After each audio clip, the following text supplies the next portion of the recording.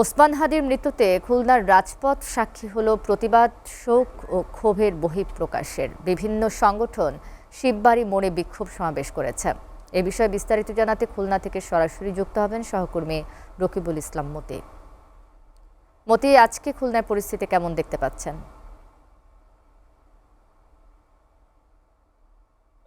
যদি বলি যে খুলনার কালকের পরিস্থিতি নিয়ে আজকে একটু বলে রাখি যে কালকে গভীর রাত পর্যন্ত কিন্তু ছাত্র জনতারা তারা কিন্তু শিববাড়ির মোড়ে অবস্থান নিয়েছিল এবং সেখানে কিন্তু তারা বিক্ষোভ করেছেন এবং তারা রাস্তায় আগুন জ্বালিয়ে প্রতিবাদ করেছেন। আমরা কিন্তু গভীর রাত পর্যন্ত সেটি দেখেছি।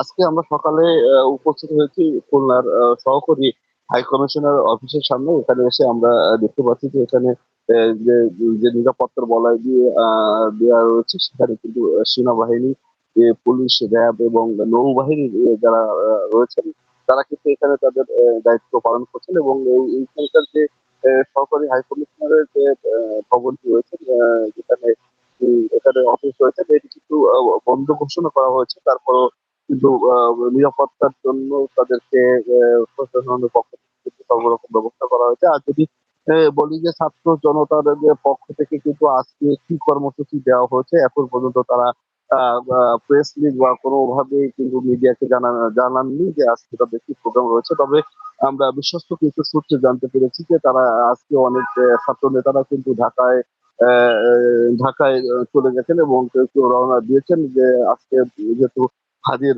জানাজা অনুষ্ঠিত হবে, সেই জানাজা অনুষ্ঠিত তারা অংশগ্রহণ করবে বলে তারা আজকের খুলনায় যে কোনো কর্মসূচি আছে সেটি এখনো আমরা জানতে পারিনি। তবে পুলিশের যে সমস্ত জায়গায় সাধারণত ছাত্র জনতারা অবস্থান নিয়ে থাকেন সেই সমস্ত জায়গায় কিন্তু সকাল থেকেই আমরা দেখেছি যে পুলিশ এবং আর্মি এবং যারা যৌথ বাহিনী রয়েছেন তারা কিন্তু টহল দিচ্ছেন এবং তারা কিন্তু তার নিরাপত্তা দেওয়ার জন্য সর্বরকম ব্যবস্থা করে রেখেছে। এই বিষয়ে আমরা খুলনা মহানগর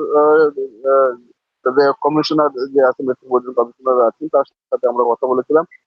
তিনি যে বিষয়টি জানিয়েছেন যে খুলনার সার্বিক যে নিরাপত্তা রয়েছে সেই নিরাপত্তার জন্য তারা কাজ করছেন এবং নিরাপত্তা যাতে বিঘ্নিত না হয়, কোনো রকম কোনো বিশৃঙ্খলা সৃষ্টি না হয় সেই বিষয়ে তারা যথেষ্ট আইন শৃঙ্খলা বাহিনী এবং তাদের পক্ষ থেকে সব রকম ব্যবস্থা নিয়েছেন বলে তারা আমাদেরকে জানিয়েছেন। আমরা খুলনার আরো কিছু বিভিন্ন পয়েন্টে গেছিলাম, তা আমরা একই অবস্থা দেখতে পেরেছি এবং যদি বলা হয় আজকে যেহেতু রাষ্ট্রীয় শোক ঘোষণা করা হয়েছে, বিভিন্ন সরকারি প্রতিষ্ঠানের কিন্তু তারা যথারীতি যে রাষ্ট্রীয় যে শোক ঘোষণা করা হয়েছে সেটি তারা পালন করছেন এবং সেইভাবেই নির্দেশ অনুযায়ী তারা কাজ করছেন বলে আমরা জানতে পেরেছি এবং আমরা দেখেছিও তাই যে রাষ্ট্রীয় যে শোক সেটি কিন্তু পালন হচ্ছে।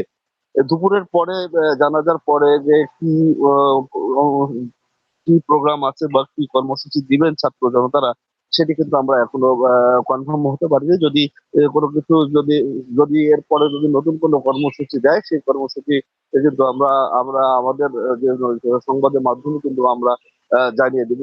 আসলে খুলনার যে সার্বিক পরিস্থিতি এখন পর্যন্ত স্বাভাবিক রয়েছে এবং স্বাভাবিক রাখার জন্য সব রকম চেষ্টা চালিয়ে যাচ্ছেন প্রশাসনের পক্ষ থেকে। তবে আমার কাছে খুলনা থেকে যে সরকারি যে নির্দেশনা এবং সব মিলিয়ে এই